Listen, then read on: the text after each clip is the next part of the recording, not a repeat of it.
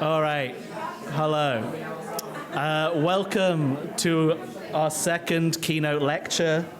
I've got a few announcements before we begin. The first one is, if we haven't met already, I'm James Taylor, Assistant Professor of Classics here. The other one is kind of the camp counselor announcement, and that is that we're going to the lake at the Hume Center tonight, Messalonsky Lake. If you haven't signed up to do so, please do in the next hour or so, really. Okay, and we'll be leaving from the lobby at 6:30 p.m.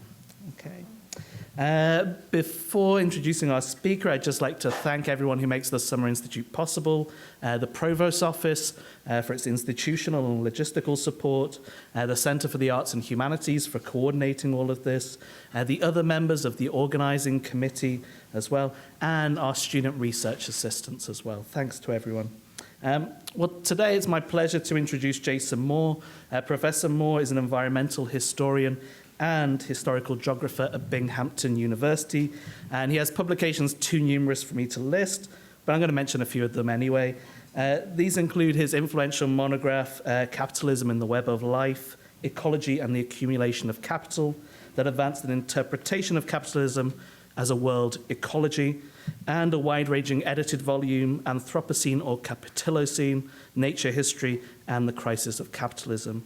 And I expect that many, if not all of us here, are familiar with his work in critiquing the Anthropocene as the dominant nomenclature and framework for interpreting our present environmental crises, as well as championing the Capitolocene as an alternative that centers questions of responsibility and agency that the former's indiscriminate reference to humanity as a whole noticeably avoids. The significance of his scholarship has been widely recognized, not least with the Alice Hamilton Prize of the American Society for Environmental History and the Byers and Bernstein Prize in Agrarian Change. Beyond his own scholarly output, Professor Moore has played a significant role in furthering environmental history as a field by coordinating the World Ecology Research Collective and Network. And the World Ecology Network is a global community of scholars, artists, and activists committed to the study of historical change as if nature matters, which I'm sure we all agree it does. Okay?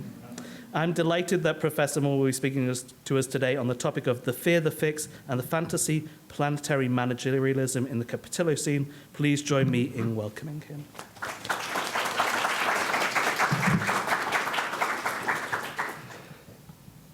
Thank you so much. Let me get my computer to cooperate. Well, let's face it, after the tree vaginas, it's all downhill. Well, the end times are upon us. Everyone agrees, it would seem, activists, journalists, eco-socialists, historians, scientists. Here's Roger Hallam, co-founder of Extinction Rebellion. I am talking about the slaughter, death, and starvation of 6 billion people this century. That's what the science predicts. Hallam is echoed by the prominent eco-socialist John Bellamy Foster, who opens a recent book this way: capitalist commodity production threatens an existential crisis in the human relation to the earth. For superstar historian Dipesh Chakrabarty, modernity is, quote, destabilizing the boundary parameters of human existence. In more lurid and popular form, a genre of climate porn journalism proliferates, insisting, in the words of David Wallace Wells, that everything points to the uninhabitable earth. Even Joe Biden, the carbonizer-in-chief, wants in on the act. In February 2024, he tells the nation that the climate crisis is an existential threat. In one prescient summary about a decade ago, the glaciologist Jason Box put it this way: we're fucked. Well, whether or not we're fucked is an open question. It certainly expresses the zeitgeist. Let's call it a geoculture of fear. It's by no means limited to climate doomism, and it's not new. Existential threat rhetoric is everywhere these days. Invariably, it takes deeply misleading forms. The threat to liberal democracy coming from the far right rather than from liberal centrism. Relatedly, an impending American civil war. Prepping has now gone mainstream. Indeed, somewhere between 1/3 and 40% of Americans are preparing for some cataclysmic event. A 2012 survey reported 41% believe that, compared to investing in a 401k, it's, quote, a smarter investment to prepare for a catastrophe in some way, such as stocking up on resources or building a bomb shelter, unquote. Meanwhile, the super rich, let's call them the 0.1%, are readying themselves for all-out class revolt on a personal, never mind institutional level. From luxury retrofits of decommissioned nuclear missile silos in the Dakotas to Mark Zuckerberg's $100 million doomsday campus in Hawaii, the super rich are readying themselves for what comes next. And just what is that next? Well, they know well and good. As tech bro Nick Hanover identified a few years back, pitchforks. Let's keep that in mind. Americans, of course, have long been special adherents to an end times imaginary, from Winthrop Jordan's City on a Hill to Ronald Reagan's evil empire, nuclearism, to all manner of recent fundamentalisms, religious and, like environmentalism, secular forms of fundamentalism dominate. Betsy Hartman calls it aptly the America syndrome. That syndrome has transformed in recent decades, fueled by the toxic alchemy of class, empire, and climate in zombie capitalism. Ruling classes have good reason to be worried. Moments of unfavorable climate change over the past few millennia and over the past 5 centuries have been moments of popular revolt and political crisis.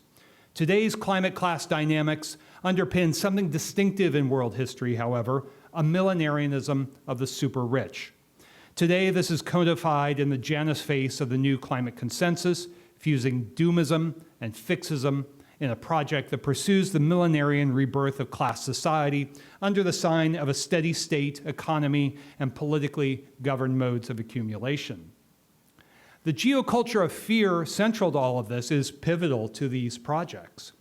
It's not something that arises out of the ether. The geoculture of fear expresses the material and ideological exhaustion of cheap nature, the real basis of the world historical capacity to accumulate capital. Specifically, this is the competitive nexus, as Marx recognized, centered in the organization of production and the dull compulsion to advance the rate of profit. That's charming. All right, we'll try to avoid that. I'm too into this. So the civilizational priority today has shifted, is shifting from taking to making, from the rate of profit to the political and geopolitical protection of the mass of profit. This is recognized in all the critical verbiage around dispossession, I'm not the only one, around dispossession, waste, and all the rest. The old accumulation model rested on cheap nature as process and class imperial project. These cheap natures, webs of life thingified by capitalist alienation, were secured and appropriated through frontiers of uncapitalized work, human and extra-human. Through the 1990s, although very weakly since the 1970s, these appropriations were of sufficient quality and mass to resolve over-accumulation crises and restore the rate of profit. No longer. Those frontiers are gone, and with it, the capitalist promise of a better life for, if not the majority, at least an expanded share of the world's working classes. This was progress, with an uppercase P, of course. No one seriously believes those claims anymore. Progress has been an empty promise since the 1970s, but the neoliberal bargain convinced the Western intelligentsia to pretend that the class war was an illusion of Western universalism. This was the academic moment of the grand hegemonic bargain struck in the 1970s between capital and the so-called professional classes, promising a new wage and lifestyle compact that offered modestly rising lifetime wages for the professionals. The working class majority were to be subject to ruthless class war, their unions smashed, the prisons expanded, the CIA expanding the drug trafficking that was first commenced in 1945, and generally the sickening, poisoning, and deprivation of access to democratic power of any sort from the 1970s onwards. Critical intellectuals, meanwhile, by and large, grew increasingly silent over the oligarchization of liberal democracy, bemoaning social ills in the fashion of well-heeled liberals, and above all, excising the class politics of accumulation and empire in the web of life. Meanwhile, environmental studies became a de facto alliance of eco-managerialism with progressive class virtue hoarding. The environmental humanities, a much later arrival, could take up the mantle of an authentically critical approach to such eco-managerialism. I'm unsure if or how this might happen. Too often we have brilliant scholars like Haraway telling us not to blame capitalism, or Van Doren bemoaning extinction without naming the system, or all too many scholars adapting the age of man as a reasonable and innocent framework without recognizing its imperial lineage. Meanwhile, environmental studies has become, in fact, it was this from the beginning, a de facto disciplinary formation that serves power. Some of you might remember David Orr's important book from about 20 years ago. And Orr, no radical he, observed this: professional scholars tend to think of themselves as part of the established order, not critics of it, let alone creators of something better. Knowledge has become increasingly the mastery of techniques or virtuous language. Professionalization has balkanized the intellectual landscape, each fiefdom having its own professional association, trade journals, and so forth. Professing allegiance to one principality or another, few professionals know enough of the whole terrain to be dangerous to the established order. Narrowness and careerism have rendered many unfit and unwilling to ask large and unsettling questions. Professionalization, Orr concludes, has rendered knowledge safe for power, thereby making it more dangerous than ever to the larger human prospect. He published those words 2 decades ago, and at the time, I assumed something naive when I read it. I assumed that the gravity of the climate crisis would induce an opening of the academic spaces for genuinely heterodox modes of inquiry. This has, by and large, not happened. Indeed, environmental studies writ large has moved in precisely the opposite direction. More fragmentation, more managerialism, more of the virtue hoarding long associated with the professional class environmentalism. The outcome, one of the outcomes, is that that one pillar of the new climate consensus is found in the world university system. There is indeed a climate industrial academic system. Its task is to produce the technical and technocratic cadres and knowledges necessary to carry out the climate fix from above. Undoubtedly, under state of emergency politics, on the grounds that democracy has failed.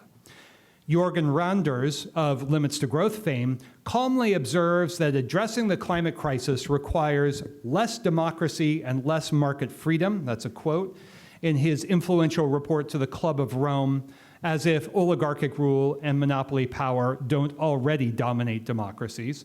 But, you know, the Norwegians, they fancy themselves quite virtuous.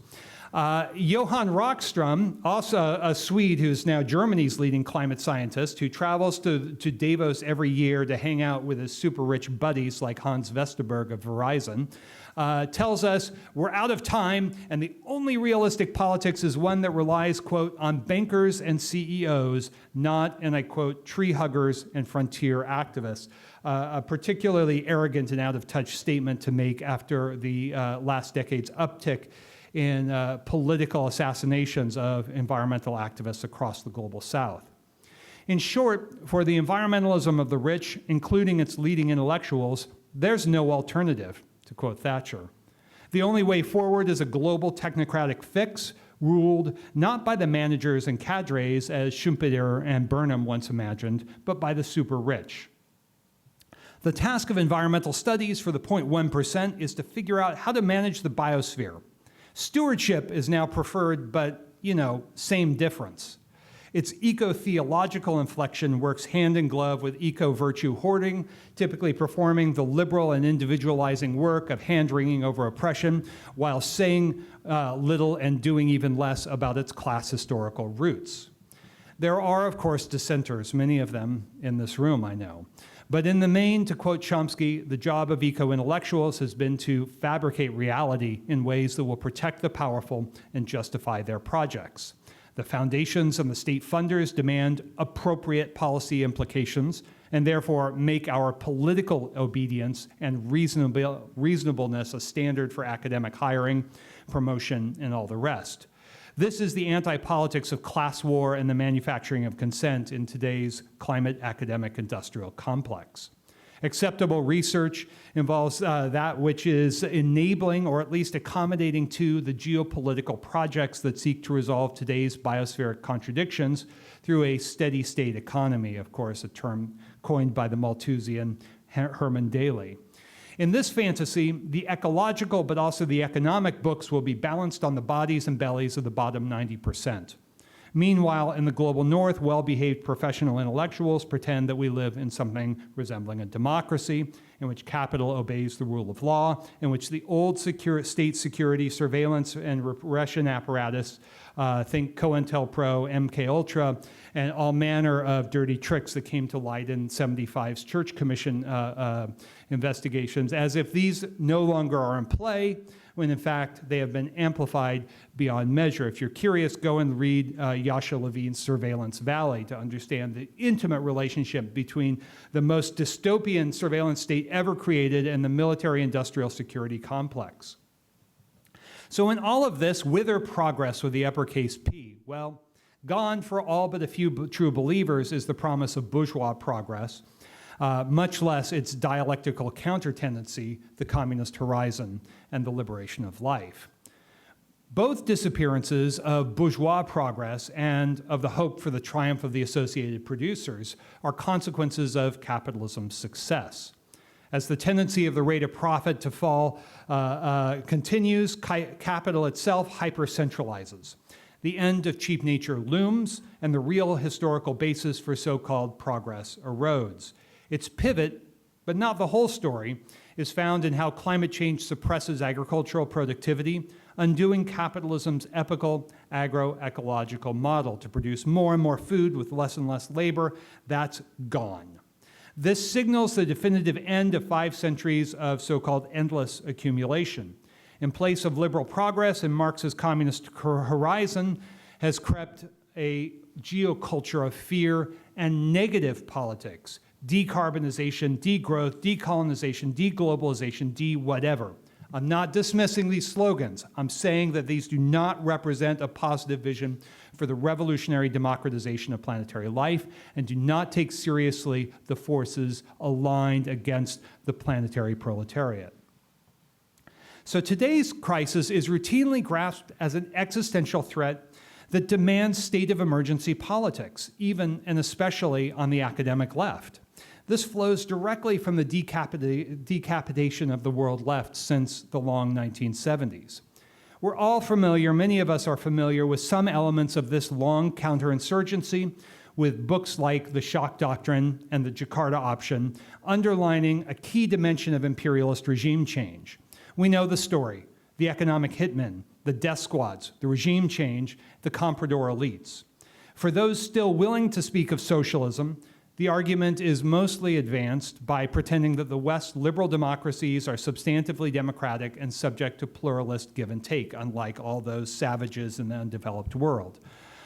Memory hold in this naive view are many moments, foremost among them 1976 soft coup of the IMF, CIA, and MI6 against Britain's left-leaning Labour government of the time. Even Klein has forgotten what she wrote in The Shock Doctrine in her book on climate crisis, imagining that the furious, inspiring, and heroic Blockadia-type movements can somehow translate into a politics that makes capital pay for its crimes without ever advancing a positive politics, a positive vision of planetary transformation. All of this notwithstanding recent decades, forever wars, prodigious oligarchization, the unprecedented elaboration of the security state, and the anti-democratic functions of deep state institutions like the US Federal Reserve and the European Central Bank, which made a lot of noise after the recent round of elections to control what was going on. So both moments, one, the exhaustion of capitalism's cheap nature strategy, and two, the potency of a techno-military dystopian counterinsurgency, express the imperial bourgeoisie's unprecedented victory in the worldwide class struggle since the 1970s, indeed a long defeat of the world's proletariat.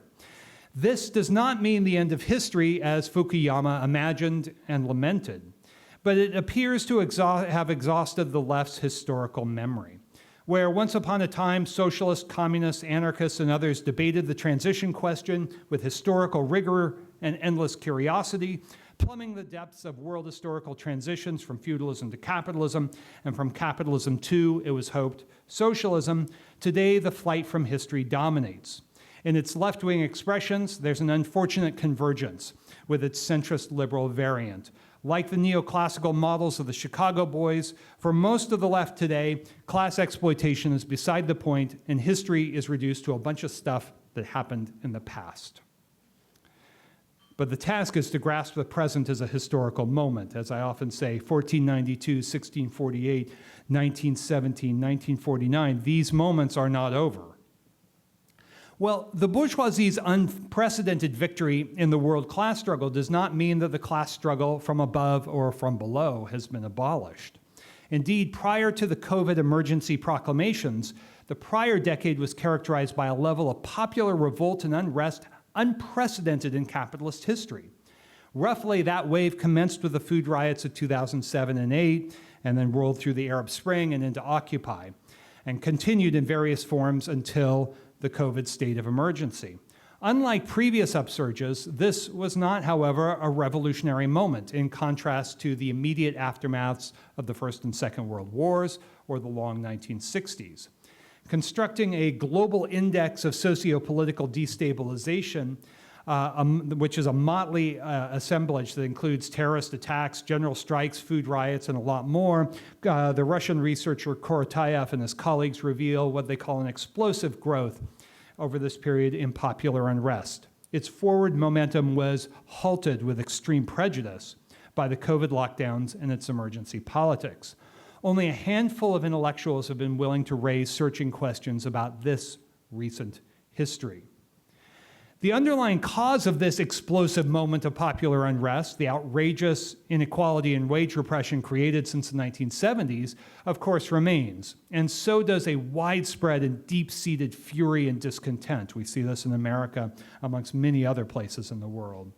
Of course, although the left rarely makes the point these days, COVID was a classic instance of Klein's shock doctrine emergency politics. Indeed, she argued so in a Green New Deal published in the early months of the pandemic. These emergency politics enabled the most rapid upward transfer of wealth in human history. I can do no more than cite the IMF and Oxfam's respective findings. As the world's governments spent $16 trillion in pandemic relief in the year after March 2020, the world's billionaires saw their aggregate growth grow by $5 trillion, a 57% increase in 12 months. The mass of capital grew more in the pandemic's first 18 months than it had in the previous 14 years. Yes, much of that's on paper. And yes, those paper valuations have been protected by the most powerful states in the world ever since. This is a glimpse of the future that is now in the works from the Washington, Davos, Wall Street nexus. So try looking for interpretations of this COVID class war from above in the critical literature on the COVID climate conjuncture. It's not there. The underlying history and recent development of the class struggle on the web of life in these terms has been memory hold. This includes capital's hyper-centralization, issuing directly from the end of cheap nature, including the climate crisis. That memory holding makes for disastrous emancipatory politics for the sound reason that it ignores how capital's hyper-centralization, unprecedented, truly unprecedented in the history of capital, that hyper-centralization is intimately tied to the hyper-centralization of political and geopolitical power with immediate implications for the deployment of climate-fixed strategies from above. These go by many names. We're familiar with them: nature positive, red and red plus, planetary stewardship, sustainability projects nearly everywhere, the radical NGOization of everything, the rights of nature. Of course, who is to interpret the rights of nature? Well, of course it will be technocrats located in one of these great imperial structures, the UN Environmental Program or something like that. And so let's recognize that for now, and just for now, capitalism has succeeded. Can it, as Josef Schumpeter once asked, survive its success? Schumpeter, who was a conservative, didn't think so. Does this now mean the triumph of the professional strata, as Schumpeter and Burnham thought in the 1940s, producing a veritable dictatorship of the professional managerial class? Not exactly. Does it imply the triumph of the proletarian forces, as Marx and Lenin and later Walter Rodney and Emanuel Wallerstein hoped?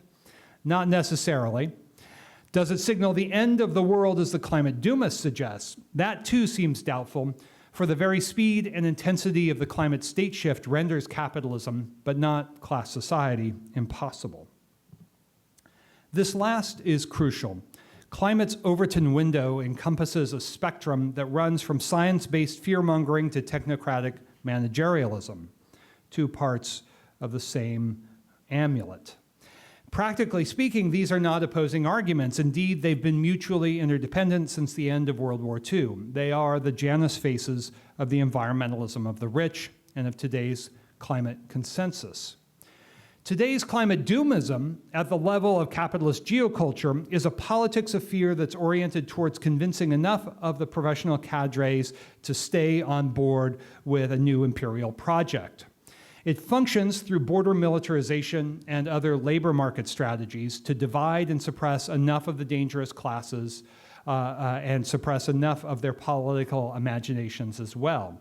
The disorientation of the popular forces is necessary to enable a techno-managerial fix now underway.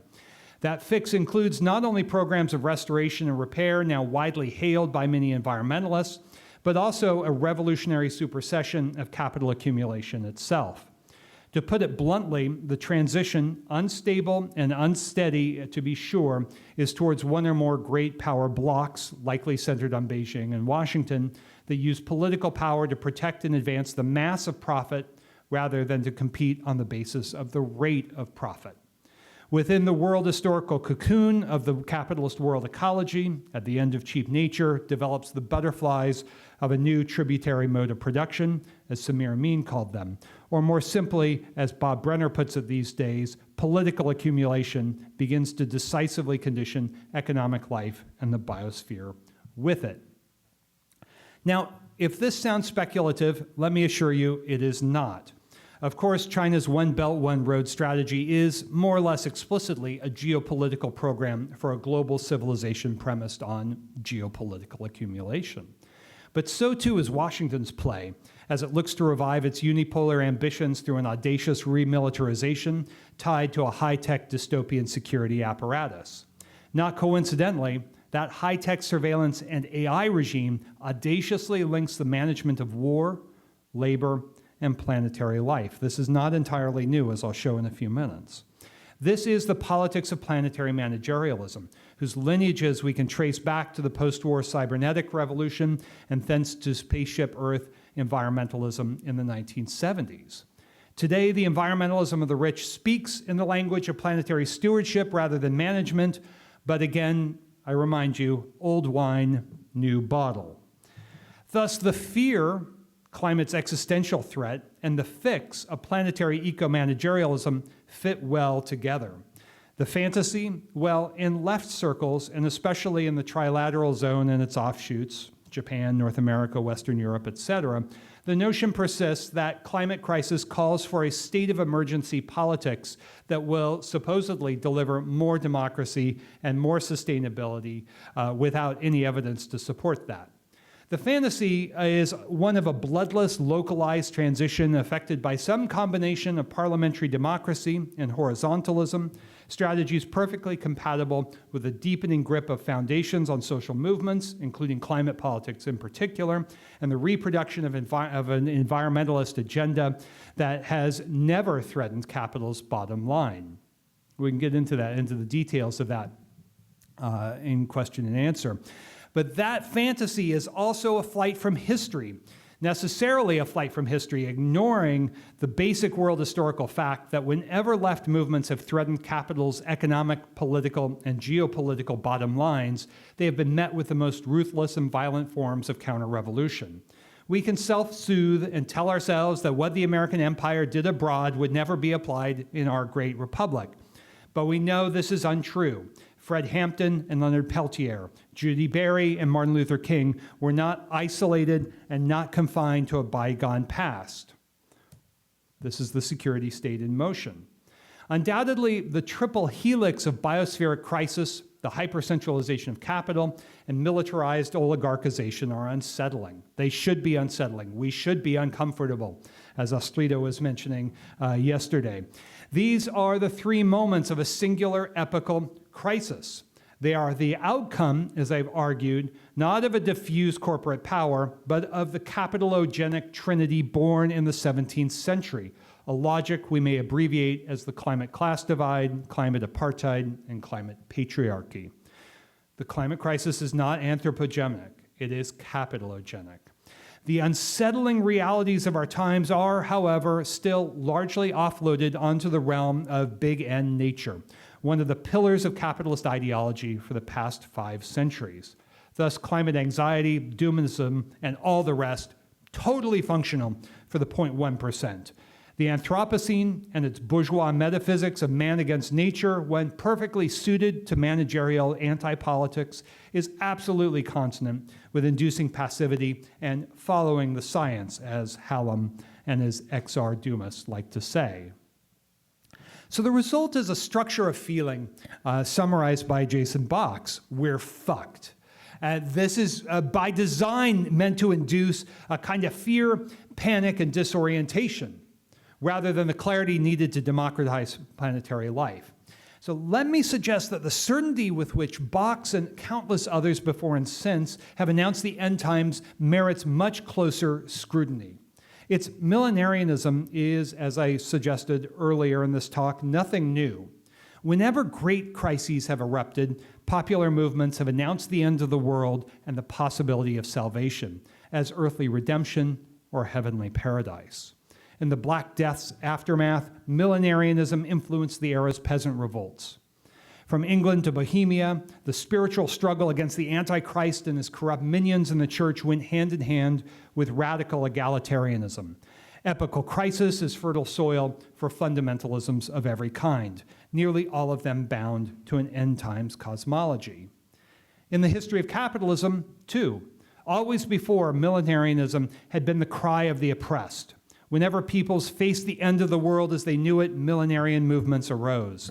In the 16th century, as a youthful capitalism emerged, millenarianism shaped revolts on both sides of the Atlantic. The German Peasant War, the Anabaptist Revolt.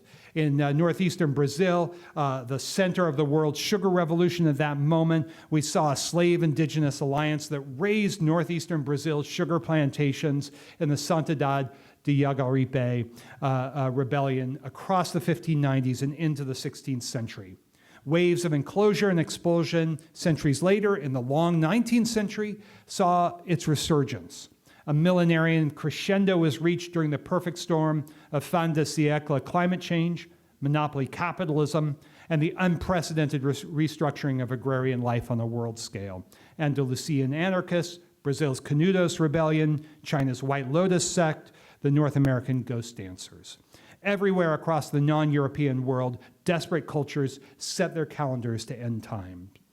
For the popular forces, millenarianism was an archaic, in quotes, but totally reasonable basis for mobilization against the misery and oppression of the existing order and its conception of time for the establishment of an earthly paradise. Well, I have bad news. Today's millenarianism is very different. The older pattern persists, but it no longer dominates. Today's is a millenarianism of the rich. Eco-millenarianism retains some of the older morphology, but with an entirely different class basis and an entirely different vision of social order. It repurposes the climate-induced end times as the predictable result of man's fall from Eden. In this good science, in an emphatically sarcastic use of that term, good science promises, well, if not an earthly paradise, at least human survival. The result is a mass culture and politics of fear. Hegemonic consent secured through negative solidarity and armored with the power of what Bill Robinson calls the global police state and its planetary surveillance, which is also, by the way, frequently touted as a solution to the climate crisis. If you don't believe me, go and look at the Environmental Defense Fund's website.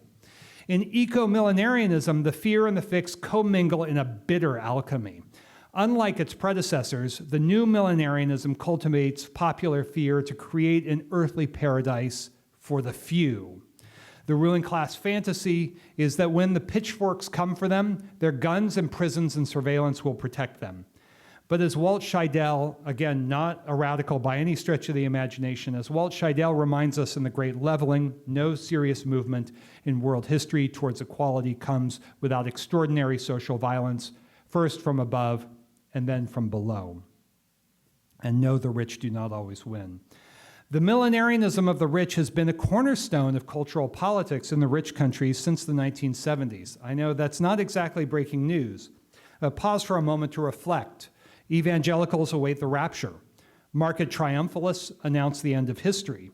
Fusing elements of both, a new environmentalism announced the impending eco-catastrophe with unrivaled certainty. This goes back to Ehrlich in the late 60s.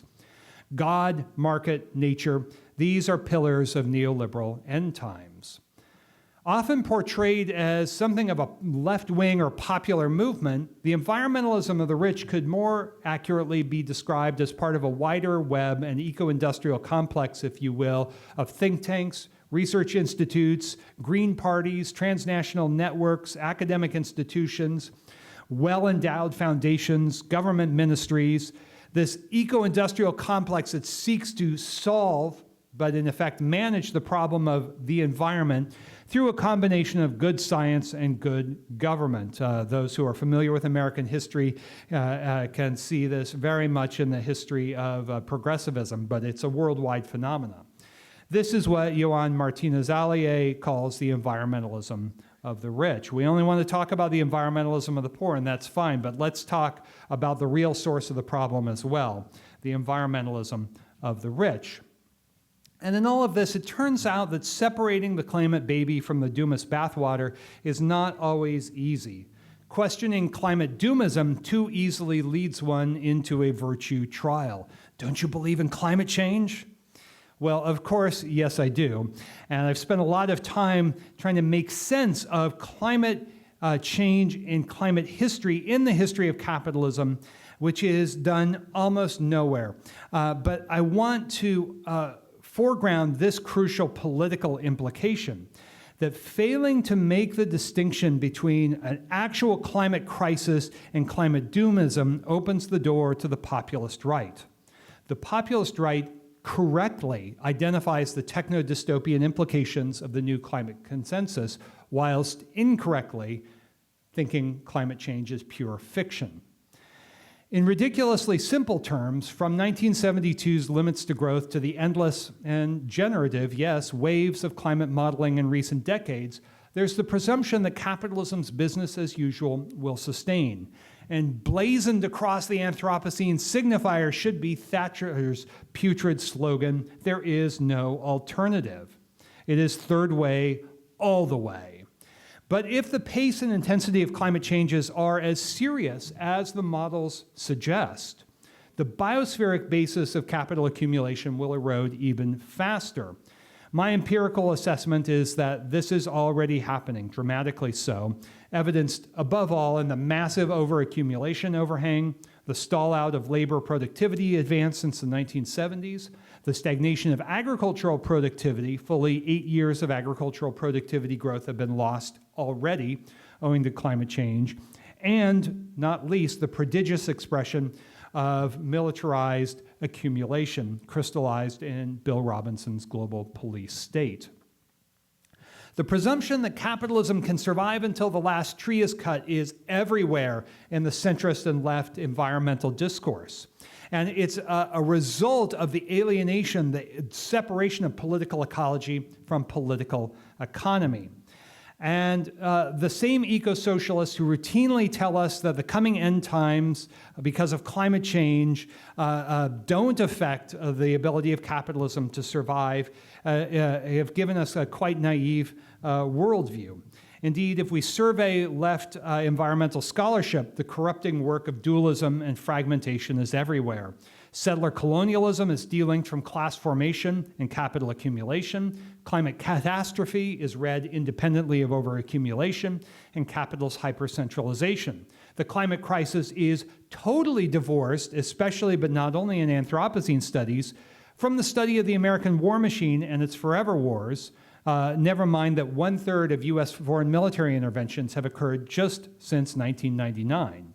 So there's this dynamic of fragmentation and alienation that is rooted in the real material class conditions of our times that we should take very seriously indeed. I would say that contrary to most of the eco-socialist left, the climate crisis is quite deadly for the capital accumulation model. But it's naive to think, gosh, the 0.1% don't have any plans to deal with the climate crisis. They absolutely do. And this is centered, as I've emphasized, in the suppression of agricultural productivity, although there's much more to it. And as we know from reading, first-year reading Marx on primitive accumulation, agricultural revolution is the fundamental condition for the endless accumulation of capital. You break that, and the whole model of political power, the organization of power, profit, and life begins to break. And the ruling classes of the world know this. The eco-socialist left, in severing Marx's critique of political economy from the so-called crisis of the earth, exaggerates capitalist resilience. Meanwhile, the climate doom models assume capitalism's essential stability. So both assume capitalism will continue until the last tree is cut and all that. This ignores capitalism's well-known instability. And what we're seeing now with the hyper-centralization of capital and the hyper-centralization of political and geopolitical power is revealed in what we see the post-2008, post-Great Recession financial crisis development with the rise of these so-called passive index funds like BlackRock, State Street, Vanguard, that augur a new phase of the hyper-centralization of capital. It is entwined, as we know, with the rise of big tech. 42 of the largest 50 corporations in the world are tech corporations. Those 50 corporations, their market capitalization is 27%, over 27% now, of world GDP. That's how huge and how advanced this centralization of capital is. The fact that it's centered in tech is fantastically relevant to what we've seen over the past decade, the ominous rollback of civil liberties and democratic norms under the aegis of the war machine, carried out by big tech and the intelligence services, which are the bridge between big tech and the ruling class, key bastions of deep state power. So the faith in capitalism's resilience, which, alas, will not be undermined by blowing up pipelines, is usually defined by some statement like capitalism always resolved crises before. Well, leftists say this all the time because leftists are big believers in the resilience of capitalism. The thing is, yes, the crises were resolved before through specific political projects to move to new frontiers of cheap nature, cheap labor, land, raw materials, and above all, the human capacity to work and to reproduce life. That's the essence of capitalism's survival strategy. That's now come to a close. The mechanisms, the methods, the strategies remain, but the reality of uncapitalized natures, frontiers of sufficient quality and scale and scope necessary to revive the rate of profit and to revive the old business model are gone. That's why we're looking at this move from defense of the rate of profit to defense of the accumulated wealth, the massive profit. And the fact is, the super rich do not care if it's capitalism or some other system. Zuckerberg is just as happy on his doomsday ranch if it's capitalism or some other system of political accumulation. Cheap nature is now gone, not only because of the labor, resource, et cetera question, but also the cheap waste frontiers that once buffered capitalism from absorbing the costs of turning our bodies and the biosphere into toxic waste dumps are now gone. So the fear and the fix are intimately joined. The climate left is right and wrong when they say the capitalists can't fix the crisis. We live in a moment of epochal crisis, and the planetary superclass recognizes this.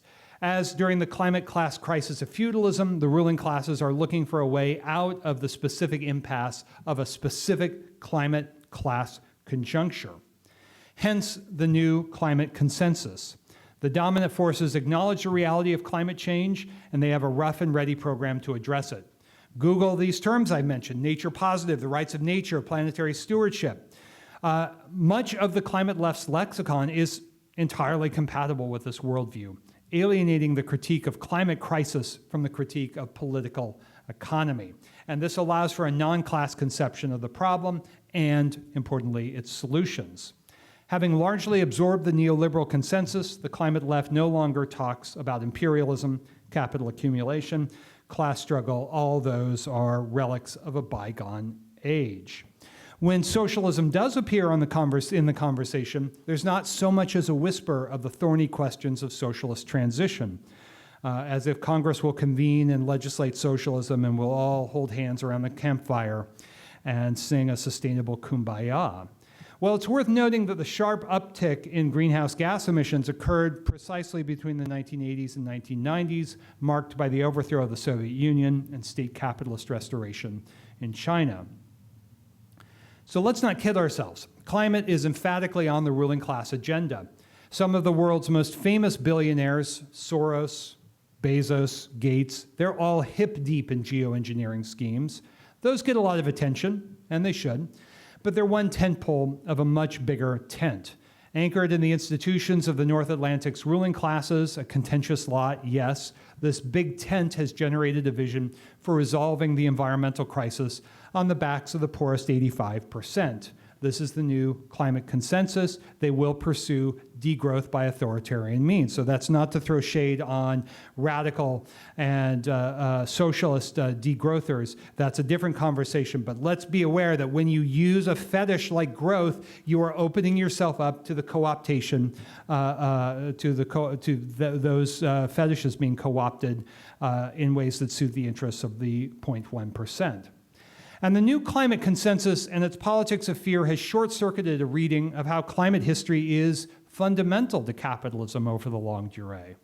The same figures who sometimes suggest I'm minimizing climate change today have, to a person, ignored the role of climate change in the making of the capitalist world ecology. This is bad history, which always produces flawed political vistas. As I've argued, the capitalogenic trinity of the climate class divide, climate apartheid, and climate patriarchy were fundamental to the climate crisis and the climate fix of the 17th century. This great climate class crisis was itself entangled with the slaving-induced genocides after 1492. So major turns towards unfavorable climate in world history have coincided with popular revolt and civilizational crisis. Unfavorable is imprecise, and we can get into the precise mechanisms of climate change, of ENSO movements, of the impact of volcanism, and all that fun stuff in the question and answer. But let me highlight for now the unfavorable moments of climate over the past 3,000 years. What I would call climate class conjunctures include the Bronze Age crisis around 1200 BCE, the crisis of the Roman West at the onset or just before the onset of the Dark Ages cold period proper, the crisis of feudal Europe 1,000 years later at the dawn of the Little Ice Age.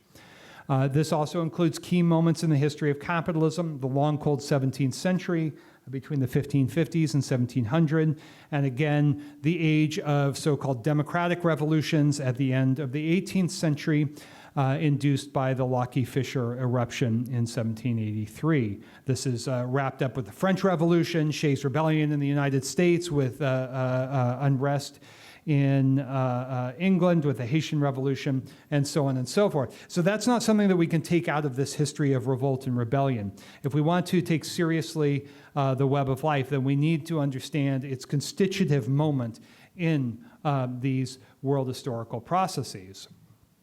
So it's really, so how the climate crisis of the 17th century was resolved is very important, and I'm going to sort of move through this very fast. But essentially, this was a climate downturn that was the coldest period in the past 8,000 years. And we saw climate conditions, it was partially motivated by the genocides of the New World, although that was a minor but still significant contributing factor. This was the moment of profound civilizational crisis. These were the conditions that had unraveled feudal power in the long 14th century. that capitalism survived rather than reverted to a new imperium is a historical question of the greatest political relevance to our time. This is the birth of the coalescence of the Cartesian Revolution, the moment when nature as a ruling idea, as accumulation strategy was invented. And to make a very long story very short, nature became a ruling idea that permeated imperial policy, family structures, capitalist management, all with an eye to securing and justifying cheap labor and the rest of cheap nature. Everyone who wasn't rich and powerful, women, indigenous peoples, Africans, Celts, Slavs, and peasants everywhere, were assigned to nature. The better they could be cheapened. The era's philosophical, scientific, financial, surveying revolutions that I talk about in the Capitalistine essays, these fused in a Cartesian revolution that guided the worldwide management of labor, life, and land. This was the birth of planetary managerialism. And so when we talk about a Cartesian revolution, we are talking about a geocultural emergence, the development of a management philosophy whose most salient form is the civilizing project and the constant churning of Christianizing, civilizing developmental projects all the way from the 16th century to Truman's Point 4 to, yes, sustainable development. And Descartes' outlook was a management philosophy. This is what's always missed. You say, well, what about this? What about Spinoza? All this stuff. So that's less crucial than understanding that distinguishing between thinking things and extended things as discrete essences, prioritizing the domination of the extended things by the thinking things, Descartes crystallized the geocultural premises of work discipline that capital required, as Federici underlines. It was a move that readily lent itself to the ideological separation of civilization and nature in their emphatic uppercase, captured in Descartes' wonderful turn of phrase, we must make ourselves the masters and possessors of nature. Well, this is how planetary and labor management formed together from the earliest moments of capitalism, united by a pursuit of what Harry Braverman famously called the separation of conception from execution.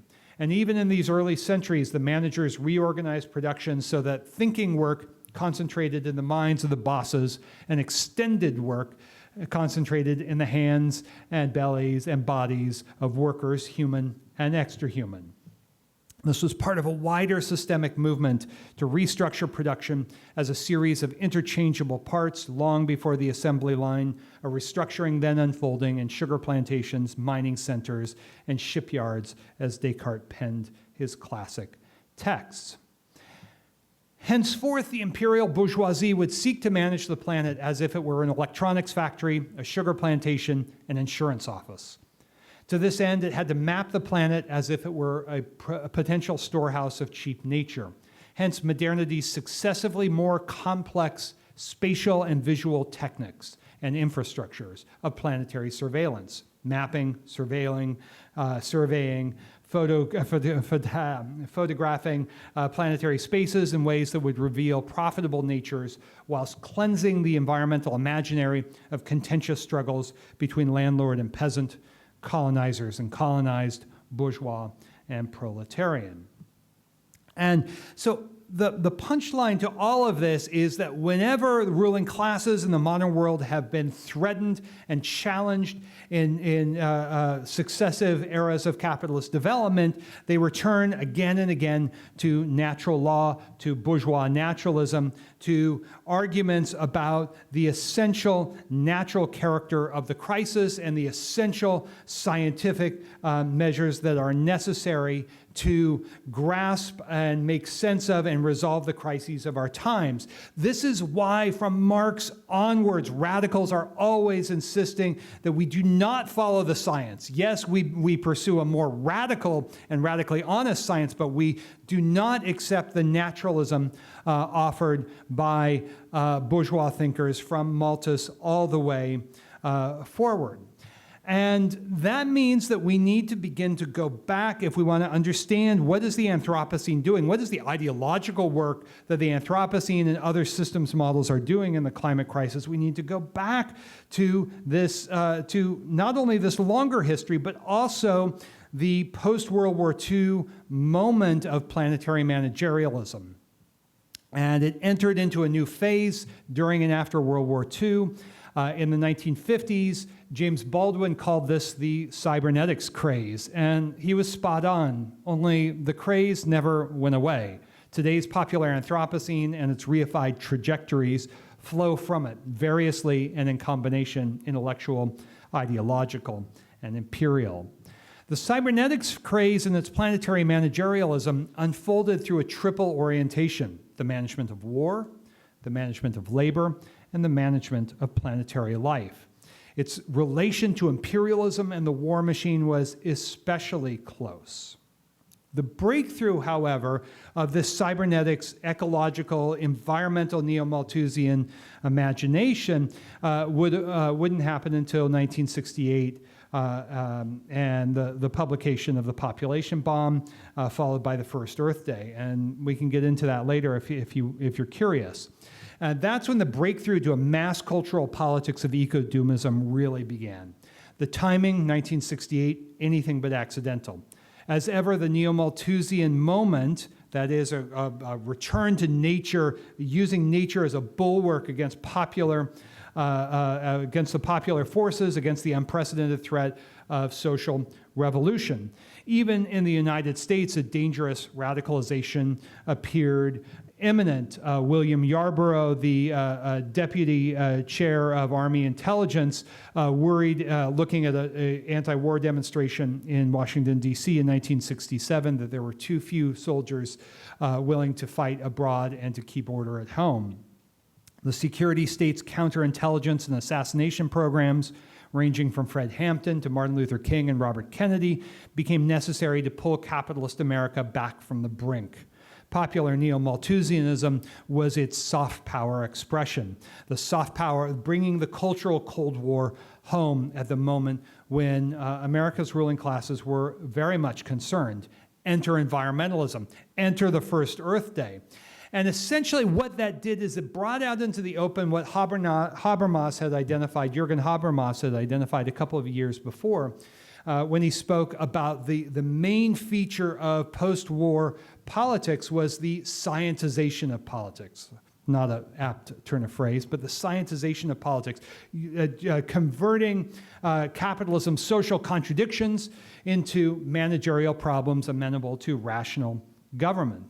Now, this had already been prefigured by the post-World War II American-led reconstruction of the world, which was using, as Paracelsus writes in this wonderful book on how the United Nations built Spaceship Earth, he talks about American imperialism's use of the non-political reputation of science as a critical political resource, as a justification for guiding the integration of global society, the remaking of political geography at precisely the moment of decolonization of Third World revolt. And that link between Third World revolt, national liberation movements, and environmentalism is intimately tied, so much so that in the early 1970s, Richard Gardner of the Trilateralist Commission said, well, we won't see world government. He didn't want to go too far. We won't see world government, but we do want elements of planetary planning and planetary management as necessary to deal with what? The resource problem. Well, what was the resource problem? The resource problem was that the third world had the resources and the imperialist centers wanted them. So this is where we get the environmentalism of the rich, the cybernetics revolution, limits to growth thinking, all of that again and again and again. So all of this can be made sense of through cybernetics and managerialism because it affects an information universalism, that's a term taken from Jay Forrester, on whose model the limits to growth arguments were based. This information universalism through which not only workers and labor processes, but the webs of life in which they're embedded are sort of simplified and reduced to an abstract and fungible mass of work energy. proletariat and biotariat in this become two moments of the same geohistorical process. And these are the reductions that constitute the raw material for cheapening. As the worker and the soil, to borrow from Marx, are exhausted, so too the conditions of endless accumulation. So where are we? So to wrap this up here, we can identify that what is happening today is a series of contentions, largely at the level of the 0.1% and their policy, political, and intellectual cadres to refashion a regime of accumulation that will protect the mass of profit. I think it looks different coming from Washington than from Beijing. And that much of environmentalism is essentially a retrofitted cultural Cold War, now globalized, that has convinced many of us to go along with that ride. I think it's mistaken. And the world historical error of environmentalists, I could talk a lot about this, but should be frankly acknowledged. For a half century, environmentalists justified end times rhetoric, climate emergency rhetoric, catastrophe rhetoric, because it raised awareness. I'm not sure that's true.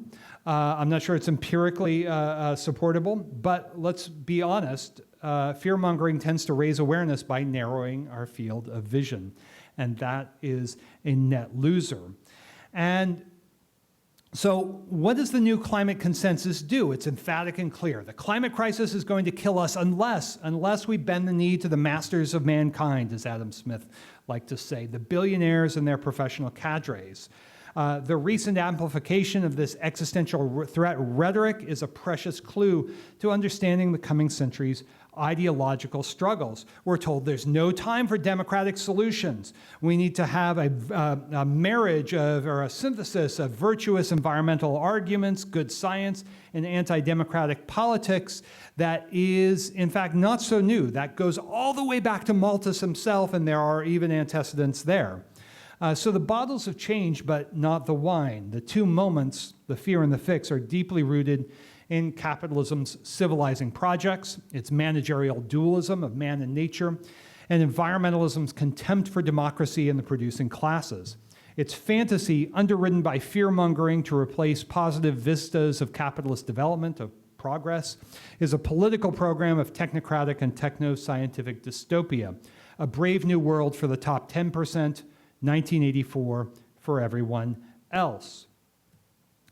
Well, to call for planetary democratization is then not simply about more people participating more actively and more meaningfully. It's about political and geopolitical power. It's about a reimagination of how science works, what technologies should be developed, and, thorniest of all, how investment should be socialized in the maximum interests of humans and the rest of life. The fear, the fix, the fantasy. The love affair with the apocalypse has also been a love affair with good science and a fear of democracy and the dangerous classes. For good reason, Marx and Engels launched historical materialism from the cliffs of the labor theory of life and its fearless critique of bourgeois humanism and naturalism. Theirs was the first deconstruction, the first systematic modern deconstruction of bourgeois humanism and bourgeois naturalism, of man and nature. In its place, a labor theory of life. As Engels said, labor created man. Well, how do we make sense of this? Well, I think that when Marx and Engels talk about the real historical movement of the class struggle and the web of life, how do we make sense of that real movement? Well, it depends on the degree to which liberation movements transcend the prison house of man and nature, which is the boss's view of life, and connect what has been disconnected philosophically and practically, historically. The connective tissues of life-making and work against the managerial imperatives of the planetary superclass in the unfolding transition.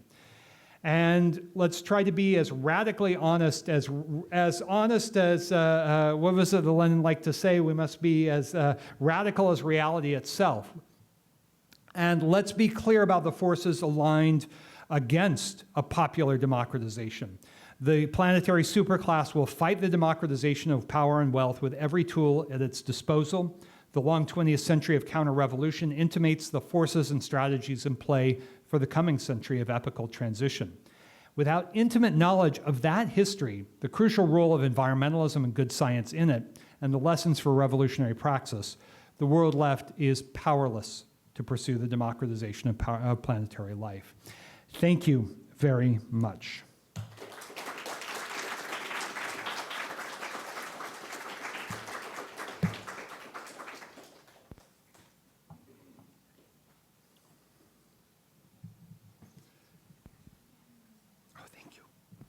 Thanks very much. Are there any questions to begin with? Would anyone like to kick us off?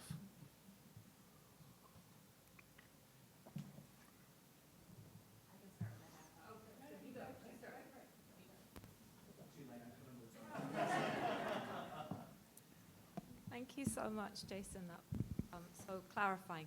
I guess, when most people use the term Anthropocene, they probably aren't denying the fundamental role that capitalism has played in creating the climate crisis.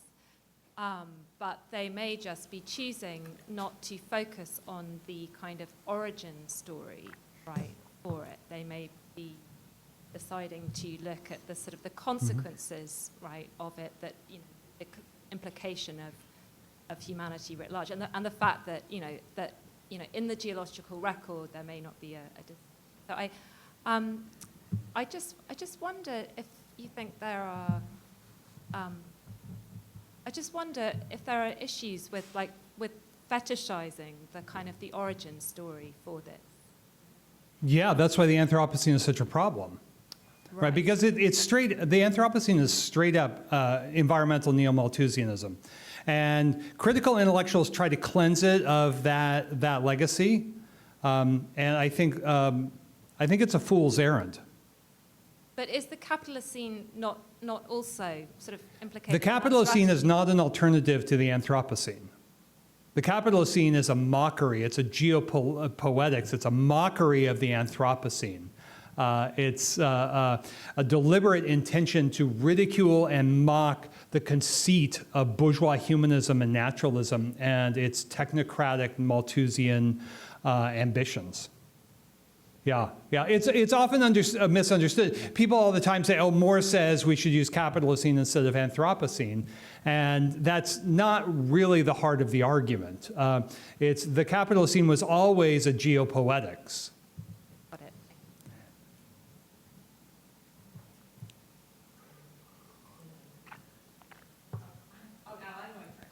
All right. Okay. It's a bit of a half thought, but maybe building a little bit on the previous question. I really like this question that you posed for us about the Little Ice Age. That maybe you didn't pose it as a question, but I was thinking about it as a question. Why did capitalism survive and not revert to an imperium at these sort of various moments? I think that's really useful for thinking with. And then I'm wondering about how like in Capitalism and the Web of Life, you do a really beautiful job of saying this is not a theory of everything.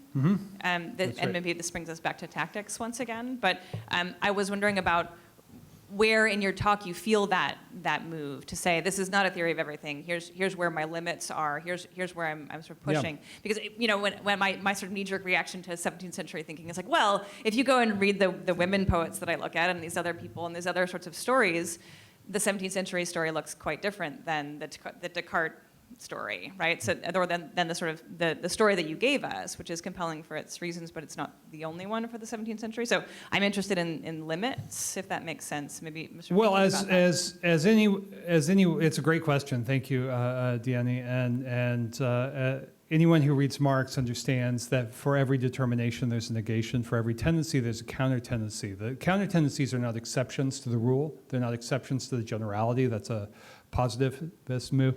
I would say if you want to understand the condition of the transformation of the gendered labor regime in 16th and 17th century Western Europe, you have to understand the climate-class conjuncture. I think that's one of Federici's brilliant points. That the witch hunts take the particular, and there's far more than just that, the witch hunts take the particular form that they do because of the specter of the underproduction of labor power at a moment of audacious proletarianization. And one of the violences, this is not a comment on your question at all, but one of the violences of this flight from history is that a lot of folks think that proletarianization begins like in England and in the 19th century or something. No, in fact, the the demographic origins of the European proletariat are squarely in the 16th century, and they're the juridical and cultural break with medieval family structure, which nobody, I mean, there's some in this room read about, but nobody else does, that is quite clear. And you can see this in the great work of David Levine and Wally Seacombe and Silvia Federici and many others. Yeah. So yeah, it's not everything. It's but I think that we all have the ambition to tell connective stories. And connective stories that are deeply relevant to the politics of our time. So I think that's, yes, of course it's not everything. Thank you so much, Jason. I really loved all the mini provocations you were offering. I have one very short question and then one response or one question about one of the provocations. The short question is, I'm curious as to why you didn't opt to use the term ecofascism, which has been increasingly used to talk about some of the strategies that you're gesturing to. And then the slightly longer question in response to one of your provocations, you said something to the effect of, or we're questioning whether capitalism has started running out of survival strategies. Mm-hmm. And I think it's always dangerous as a literary scholar to use narrative to actually be testing the limits of a more sociological approach. But I feel authorized to do this because you invoked 1984 and A Brave New World. So one of the things that I noticed that you didn't address is alongside the millenarianism of the uber rich, you also have these fantasies of space travel. Mm-hmm. I'm recalling to mind Bezos, saying that his most responsible use for his quote-unquote winnings from Amazon is space travel. And so alongside the millenarianism, you do have this sense that at least some in that 0.01% are fantasizing about yet another place to conquer and extract resources from. And so the reason why I bring that up is I'm wondering whether, again, we're wrestling with this question of where are the limits of capitalism? Are they internal to capitalism itself, as kind of Marx was speculating, or are we using climate to kind of provide for us a narrative hook to say, and now we figured it out, capitalism is coming to the end through resource exhaustion? Sorry, that was slightly long. I mean, not through resource exhaustion, but simply the massive overaccumulation of capital. It's a great. Both of them are great questions. So let me just throw out a factoid. $19 trillion of capital are parked in zero or negative rate of return government securities. That we all are familiar with the massive ballooning. Goldman Sachs recently, in a March 2024 statement, noted the extreme centralization of capital. That's their term, extreme, in the stock market. You have the various figures for the top 500 and the top 50, but essentially, if you look at the top 6 or 7 corporations, they're more than 40% of total value of the top 500 corporations. You have this extreme centralization of capital that marks the metamorphosis of capitalism into a post-capitalist model of political accumulation. That's what's happening today. It's zombie capitalism. So capitalism is dead, but it's moving about. It's deadly. All right, and so we're deluded. We're mistaken when we see elements that look like capitalism. We say, "Oh, that's capitalism." But the endless accumulation model, the innovation to elevate labor productivity, to expel labor from production through technological innovation, that's no longer happening. That's been talked about since the 70s with Alvin Toffler and all of that. Now, the 70s is important because you see this riff in popular culture. Science fiction was a good indicator. As soon as the crisis of the mid-70s hit, and even a few years before, you saw a shift to all these space travel, space frontier fantasies. If anything, Star Trek, the original series, was maybe the last sort of gasp of that science fiction that imagined the open frontier. Wagon train to the stars and all of that. So with Bezos and Musk, they're not seriously looking to go to Mars. They're looking to cash in on the political power that they access to cash in on the sort of planetary exostructure, the most decadent phase of planetary urbanization, build the satellite networks, which are, of course, also totally instrumental to the surveillance apparatus and to the high-tech endless war model, so that U.S. drones and sighting technology can be used by the Ukrainian proxy army in Ukraine right now. That's and you have Halliburton, which is basically owned by BlackRock and these other huge hyper-centralized passive index firms, having the contracts to supply the guns and to rebuild the country once it's over. So that's political accumulation. That is no longer building a better mousetrap. So people say, well, how do we know it's the end of capitalism? Well, heck, I suppose none of us know. But if we look at the actual dynamics historically of how capitalism has functioned, that model is gone. And nobody seriously thinks that's coming back. They might still call it capitalism, but that ain't capitalism as we've known it since, pick your date, 1784, 1492, 1945. It's not that capitalism. It's not build a better mousetrap and expel labor, because everything is stagnating. The accumulation of capital, rates of profit, rates of productivity growth, labor productivity growth, agricultural productivity growth, the signs are all there. So there's a lot to work with. This is not just like, oh, on the way over, I was trying to think of a few things to say. This is like, people ask me for a decade, like, well, what about limits to growth? Well, limits to growth was really, really flawed. And if you're ever really curious, you can look at the work Catastrophe or New Society, which was the so-called Latin American limits to growth, which is much, much different and gives you a different read, I think, by Herrera, an Argentinian, and his research team.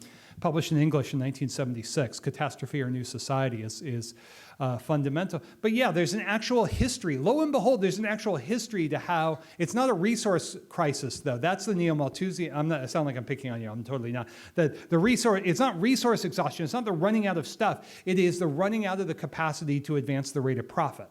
And once that falters, then political mechanisms come in to protect the massive profit over the rate of profit. And this is Beijing versus Washington today.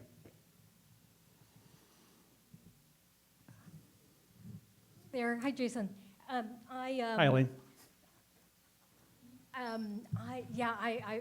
You said a lot, so I'm gonna. Let it percolate. You can Yeah. come back. You can come back in 2 days. Say, Jason, why did you say this? That was insane. No, I'll say it now. Yes. So, why did you say this? That was insane. So I still want to think about environmentalism of the poor. I still want to sit around a fire and sing Kumbaya. Sure. I still want to think with Haraway, who has named capitalism from the 1980s on. But there are other attempts to go beyond the measures and logics that have made capitalism as powerful as you're saying it is. So what is this outside is maybe the big question in my mind. And if there is an outside and we want to find connections and alliances with those, why do we make mockeries out of the terms that people are using to rally different desires for other kinds of power that might exist? But My second question, though, is if we're going to think about capitalism and the limits of capitalism, what are the research methods that you use to talk about GDP, for example? And if we're going to use the same kinds of data that capitalism needs to reproduce itself, then are we not just strengthening the terms of capitalism? So where is the outside what you're talking about? all right, so there's like 4 different things you're highlighting, Elaine. There's a lot, and, yeah. And so, I don't know who I'm mocking the Anthropocene, yes, because the civilizing project should be mocked. And we should ridicule and discredit just like we would have ridiculed and discredited the Christianizing project, the civilizing projects of the 19th century, the developmentalist projects of Truman's point for developmentalism. We should mock them. Those are the ideas and abstractions of the rulers. Yes. Okay, so I just, maybe just for clarification. Yeah. I was thinking about Anthropocene actually as the scientists and theorists who are using the term Anthropocene to rally support for something that goes beyond capitalism, and let's call it what it is, colonialism, right? That's what I. Well, there are always saying. tendencies and counter-tendencies. So yes, of course, there are historically a handful, and I mean precisely a handful of physical scientists who have taken courageous and principled positions in all sorts of ways. So yes, of course, for every tendency, there's a counter-tendency. They're not exceptions to. I'm not trading in generalities, but rather in the method of dialectics. In that sense, we always, the best evidence rule applies. So we always use whatever evidence that we have to illustrate underlying dynamics. So the claim is the sort of illustrate the hypercentralization of capital by reference to GDP. What else are we going to use? What's a better systemic indicator of that? I mean, there probably are, but I mean, it's not a crazy thing if I want to give everyone a ballpark system of the size of the economy and the hyper-centralization of a handful of corporations that, by the way, are never discussed in most environmental studies literature. I mean, that's just not something. You'll get Oxfam's charts, which I appreciate, but they fail to go the next reasonable step, which is to look at the interlocking directorates of political and economic power at the commanding heights of capitalism, because they're ultimately a creature of the foundations. What did I miss? There's so much there. No? Yeah. Oh no! All right, Elaine, you're going to have to remind me what I missed because I know there were a couple. It's an ongoing. But Haraway, I was very specific. Like she does say explicitly around the population question, we should not blame capitalism, and she fails to take political and intellectual responsibility for reconstructing the history of both Malthusianism and populationism, and especially family history. And so there's a sense that, Marx never actually paid attention to the laws of population growth. Well, the whole chapter on the general law of capitalist accumulation is about the historical laws of population growth. And so I said, hey, you got to read David Levine, you got to read Wally Seacombe, you got to actually you have an intellectual and political responsibility to make this clear, not just say, oh, we're not going to blame capitalism. Don't blame capitalism. We need a more sophisticated dialectical and approach to that, not because partly because it's accurate or not, that we do have a burden of historical specificity when it comes to something as fraught as that. And I'm sorry that ultimately that argument defaults to the common sense hegemonic view. And you have to unpack that view to understand that family history there's a real history there. And we have to look at the special laws of population and the special laws of family formation. We'll argue more about that later. Whoa, okay. Okay, I'm just riveted. So I feel like, and that was my brain could not keep up. But I am so affected by your talk, and in some many very good ways, and then in some that I have some questions. But one thing I guess one question I have the bravery to ask out loud, which is I really, really appreciated your sort of instruction that we have to discern between climate change and climate doomism. In this sort of idea that we're being made to feel so afraid because in order for these other things to be able to happen. Mm-hmm. And I am freaking terrified after your talk. So I am wondering a little bit, is this another kind of I know I'm kind of being funny, and I love that people think I'm funny, but I'm really not. But I'm actually, I'm serious, because what you are saying now is just as terrifying to me as climate doomism, right? millionaires, mercenaries, surveillance, deep state, Yeah. military. Like, I am so terrified. So I'm also then like going, if I've learned a lesson from you, it's also to be like skeptical of the fear you're instilling in me. But I'm not instilling fear. That's your choice to take it as a fearful moment. In fact, No. yeah. Okay, we can take a vote. Yeah.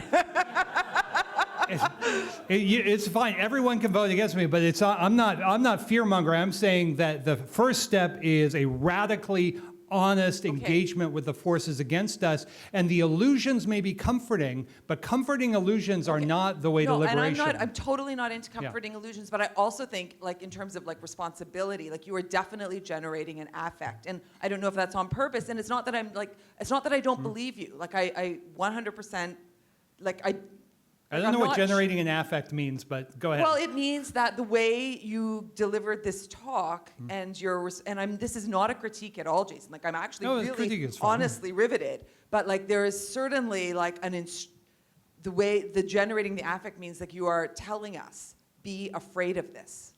No, I'm not saying that. Okay. I understand that. I acknowledge that that's how you saw it, but that's not what I'm saying.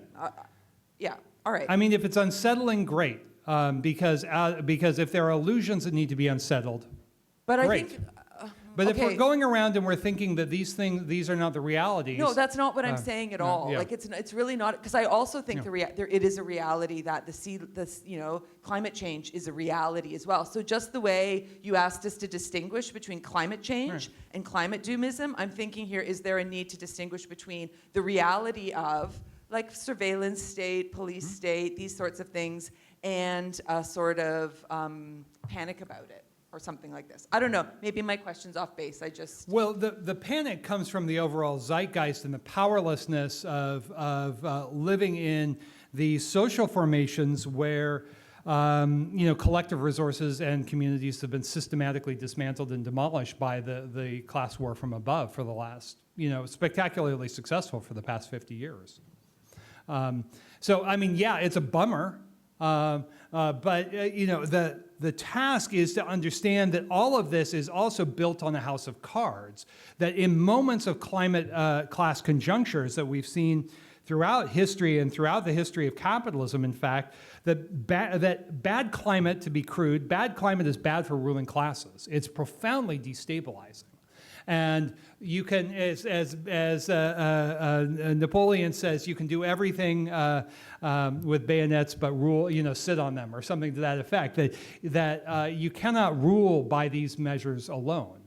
But it's not my job to make all of you feel happy about a dystopian situation. I mean, I don't think that's I think largely there's a disconnect because it is unsettling, and so when you come into contact with it, you'll have all sorts of emotional responses. 100%. Okay, I have so much more to say. I'm gonna. Well, we can talk more, yes, and we have days. So, Jason, as usual, you're inspiring. You have made me thought a lot. You have taught me a lot. But I mean it. But I also think that you have told a story. And this goes back to Diane's question. You have told a story, and there are many other stories linked to that story that you have not told. Sure. Yes, but... And? Okay, not and. But you have told that one story as if it were the story. Because, for example, when you say, we're fucked, and yes, we're fucked, or no, we're not. But there are people that have always been fucked, and not. And these people that have always been fucked and not have not always responded with millenarianisms. They have responded in many other ways that have been local and that are local. I'm thinking about the work of David Kopenawa, for example. That's a book that everybody should read. He talks about the people of the merchandise and how the people of the merchandise will end their world, and that because they are going to end their world, they should start looking at not doing so. But obviously, if I tell David Copenhagen's story with your story, I am going to think Jason's response will be that David Copenhagen's story does not threaten capitalism's bottom line. And so my question, and this is a very sincere question, has to do with alliances.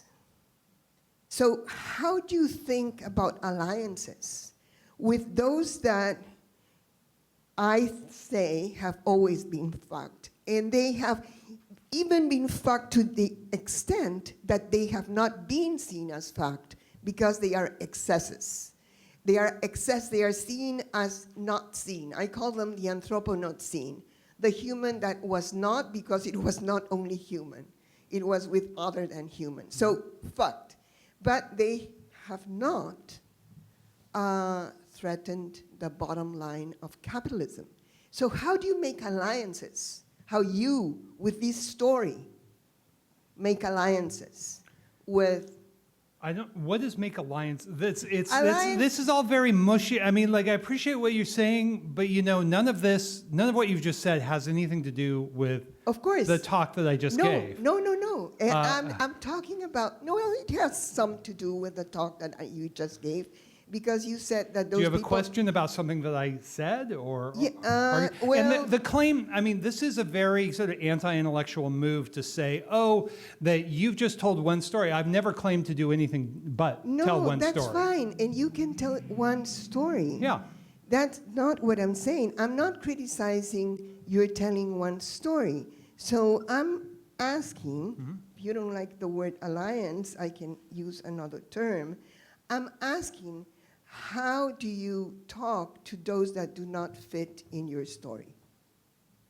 Well, we talk different. I don't know what that means. Okay. I mean, I'm not trying to be obtuse here. I'm just, there's this kind of very slippery, speculative thing that I'm just not sure how to answer in a productive way. I hate to cut us off, but we are a little bit over Okay. time. We can continue so I we can should continue the understand. I'm not conversation trying to another be point. obnoxious or No, obtuse. and I am not either. I'm very, very sincerely asking about alliances. Okay, well, we have days where you can educate me. That is something that we can talk about. Yes, absolutely. What I mean Now, by alliances. yeah. So how you and I, what I mean by alliance is how you and I can get to think together. You have to offer me a political project in which I can then concretely and historically and empirically answer what is an alliance. okay. And then I'm happy to go into the Okay, details. but then the project that I am going to offer you may not be a project that will have the possibility of doing what your project wants to do. So that would mean... Well, if it's not going anyway, to... Yeah, we can get into this. some other time. Yeah, We can do get really into have this. to go to that. Yeah, all right. Thank you. Let's keep the conversation going, and thank you all. Thanks again to everybody. Thank you, everyone. Great questions.